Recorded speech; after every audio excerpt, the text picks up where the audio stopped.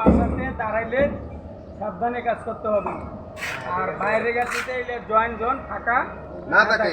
হ্যাঁ হ্যাঁ, সুন্দর করিয়া একটু ভাঙা লাগবে আরো, করতে হবে। একটু ভাঙা দেবো না তো। এই আদলা ভাঙা দাও, এই মিস্ত্রি সাহেব এই মশলা ভালো করে লাগাই দিবেন, এই যে দাম বুকিং করে দিবেন পুরোটা জয়েন্ট ভালো করে মারতে হবে। হ্যাঁ, আর এই যে আমরা স্যানিটারি পাইপ আমরা প্লাস্টারের আগে ফিটিং করলে হয় কি, পরে প্লাস্টারটা এই যে আপনার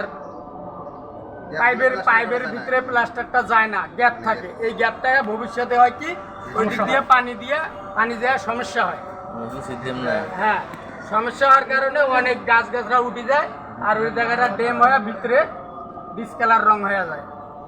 ঠিক আছে, এই জন্য প্লাস্টার করার পর আমরা যদি স্যানিটারি পাইপগুলো লাগা হয় তাহলে কাজটা সুন্দর হয়, কোনো সমস্যা আসে না। কিন্তু প্লাস্টারের আগে এই স্যানিটারি পাইপ লাগাইলে তাহলে মনে করেন যে ওই গ্যাপটা ফাঁকা থাকি যায়। ঠিক আছে, এজন্য আমরা চাই প্লাস্টারের পর স্যানিটারি বাইরের পাইপগুলো পরে ফিটিং করার জন্য। ধন্যবাদ।